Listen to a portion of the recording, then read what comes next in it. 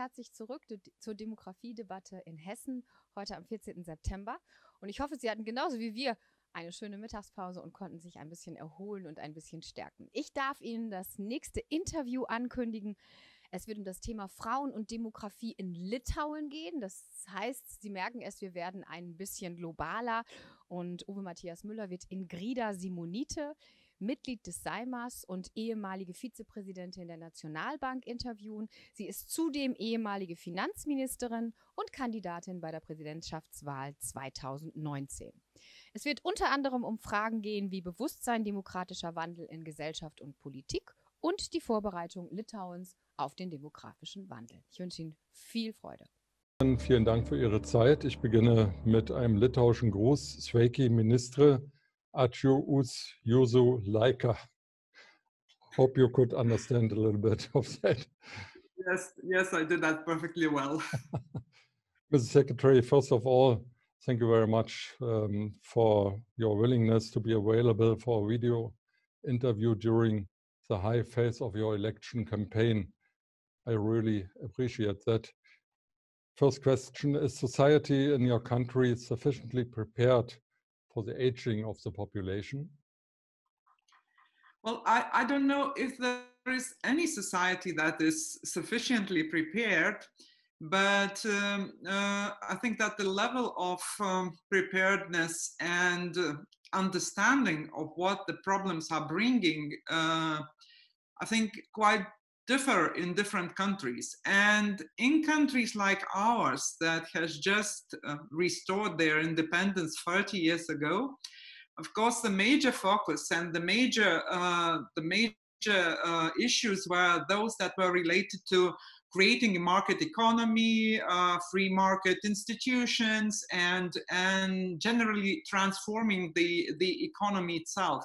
And I think the issues of public sector in general and the issue of aging and demographics came to a spotlight maybe 10 years ago when we started to realize that the demographic projections are not really very bright for many countries, but for our country in particular, and that we need to address much more attention to the aging, because we will have a substantial financial issue because of the aging. I mean, in terms of public finances and deficits and potential risk of increase of debt.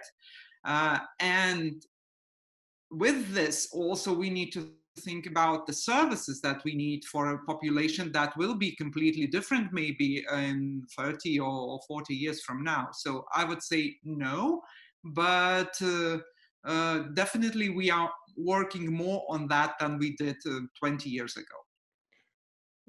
What role does demography play in the current election campaign and generally in your political discussion in your country?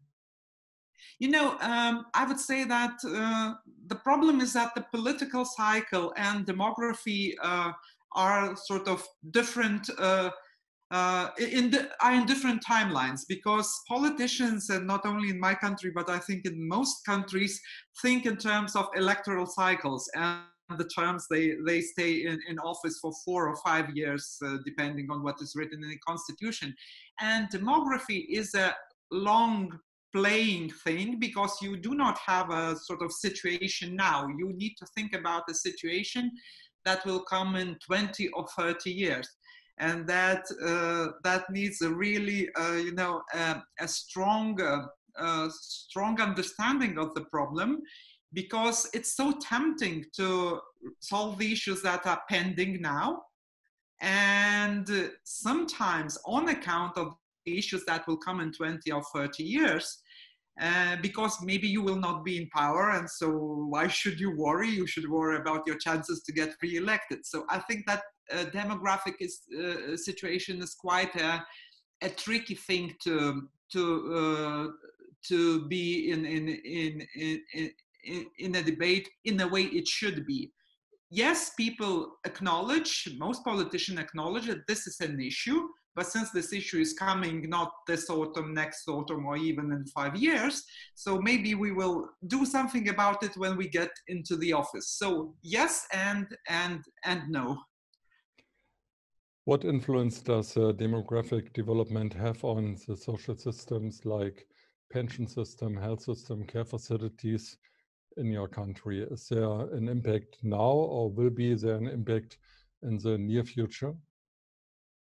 I think since we have a very modest public sector, I would dare to say, because in comparison to EU average, our budget and the public sector in a way of how much we tax our population and how much money do we get to the budget is by 1/4 less than the EU average, then you can imagine that there are also issues on the ground in all those public sectors, because I think that social security to the largest extent, and then health to a less extent, education is slightly better, are much less funded in terms of how much, what size, what part of GDP do we spend for social care, pensions, and healthcare and education, because the structure of budget is same like in all, I guess, Western countries, where you have 70% going to social security, healthcare and education. I mean, it's pretty traditional structure of the budget, but in terms of the size of the budget, it's much less. And that is why this is a big political problem that we need to address now, because these problems are going to aggravate. Because now we have this issue of non-sufficient funding of pensions, not sufficient funding of social care, of services that we need for care of elderly or sick people or disabled people. So with the society aging, it's just gonna be worse. So that's why we need to sort out an issue of revenue, that we actually need more revenue for the public sector, more taxes, so that we could fund and prepare for the increase of the spending for these areas because of aging populations. But I could imagine that an increase of taxes is not very popular in your country. Well, what can you do? I mean, as Margaret Thatcher was saying, government has its own money, but just the taxes that are paid by taxpayers. Of course, you can increase debt, but this debt is also taxed on taxpayers. Maybe not now, but tomorrow, and it will be taxed on the kids. And since the demographic is already bad, then this increase of debt is a very bad strategy. So what you actually need to do, you need to have a sustainable system that is not prone to risk of accumulating very high debts, and can be substantially financed while it's operating. And you need to take into account those risks. I know that it's not popular to talk about taxes, but this is the only option that government has. What role can Germany play in coping with the challenges of demographic change in your country? Well, I think Germany, to me personally, is quite a successful model of how you create a consensus around the, so to say, size of the state, of this Leviathan, as they call it. Because people are usually very tempted to have a liking in American taxes, but Swedish care system, meaning that they want to have a low tax to GDP, but a very high expenditure to GDP ratio. And they know that this is not working. This is not functioning. So, and in United States, what you have limited public sector and limited public funding, for example, in healthcare sector or in higher education.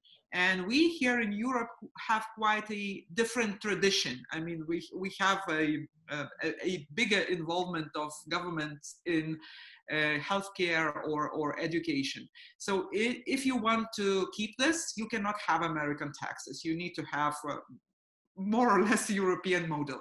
But I think Scandinavian models are a little bit tricky because you need a very high level of trust in the society to say that, look, we're gonna redistribute 50% of what you produce. You really need a very high level of trust among people, people versus government, and people versus business, business versus workers, and everywhere. And this is not building up so soon as we might wish. But I think Germany is a very good and balanced model between those two sort of limits, because it's based on a sort of Christian tradition, where I would see a very strong relation to our country as well, because we are raised and and our cultural code is Christian. So I think this understanding of the obligation to help people that cannot help themselves is not like, where government comes and does everything. We also must do something on our behalf. We NGOs, we people, families, but also the government with a bigger share of the funding for public services. So I would say that for me personally, Germany is a very good model to sort of end this debate that we cannot be neither United States nor we can be Sweden in any foreseeable timeline. So and Germany with the basis of the state placed on this Christian tradition, I think is a very helpful example. Do you see an active role of the European Union on this issue? I would like to see more, because I think that, it happens so that European Union is the most lucky in the areas where there is a common European policies. Of course, we need to tackle those areas quite carefully, because if you say that we need to integrate everything, then most probably that will be a failure. But there are so many issues where that are common, and demographic, I think, is common for European Union. I mean, all the countries are seeing the same trend to bigger or lesser extent, where you have a lower fertility, where you have aging population, more old people, more need for healthcare services, social care, and care for elderly people at home. So I think that, of course, European Union made some of the steps because it created this social pillar, this called social pillar. But so far, it is more based on soft wording rather than ideas and examples of good policies for other countries to follow. So I think, yes, European Union could provide more sort of policy guidelines in terms of these issues, because the problems are very similar. And there might be also some joint actions that we see, for example, in case of COVID, where European Union stepped in and said that we will support, for example, scientific research in this area as European Union. We will make a bid for new vaccine as European Union. And given that healthcare is becoming more and more expensive, and there isn't, because the new drugs are usually a result of very long scientific research, and this and all of the countries, all the citizens want to get the best treatment they can get, because you find out about this treatment quite soon in this era of information. I think that European Union also can sort of use this scale economy in certain cases to coordinate actions that all countries need to take. One last question, if you allow. It seems to be the case, especially in Europe, that two sides are irreconcilable. Serious politicians with complex analyses and answers, and on the other hand, populists who simplify everything and make untenable promises to their voters. How big is the danger that political populism in Europe will continue to grow due to neglected reforms connection with the demographic challenge? Well, I think, unfortunately, the risk is really high, given that I think the main issue why we have, or there are like two issues why we have this populistic ideas spread so easily. One issue is the sort of surrounding and different crises that pop up every 10 years. We had this financial crisis where many people suffered financially, of course, but it was a very good background for populists to speak about some plot of some capitalist and propose ideas that has nothing to do with reality. Now we have this COVID situation, and you definitely know that there are so many people who have all sorts of conspiracies about the virus and the actions of different governments. And on the other hand, you have social networks and spread of information where you can spread the complete nonsense around the globe in virtually a second. And so many people can see it, because we had conspiracies before, but who could read the conspiracy? Who could know that there is this conspiracy? It was quite limited, and now it's unlimited, and those options for populists are really very good. But I think those politicians that do not consider themselves populists, including myself, are also to blame. And the main issue why the populists are so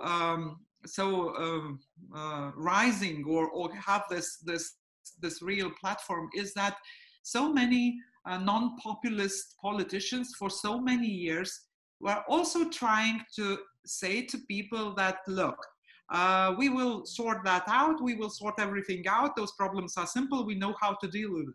But there are no simple problems, and there are no simple answers, and you need to engage with the society saying that, look, I know that you do not want to think about things that will happen 20 or 30 years ago, but we need to think it. And unfortunately, we have option A, option B, option C as realistic options. Let's discuss now what we do in order to go around this problem in 20 years.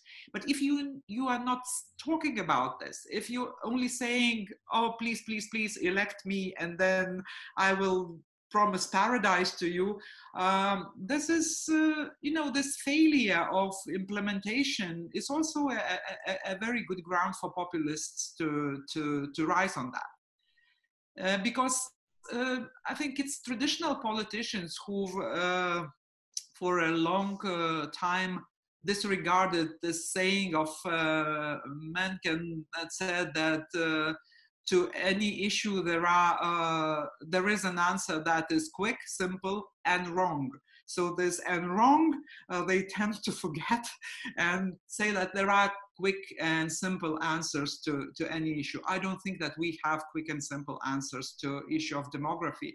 It's really very painful. We need to take first we need to acknowledge that there is a problem, then look for solutions. And if we don't do that now, then the populists will thrive further. Madam Secretary, thank you very much for your time. Wish you a fair election campaign and of course good results. Adieu, Ihr Viso Gero. Danke und auf Wiedersehen.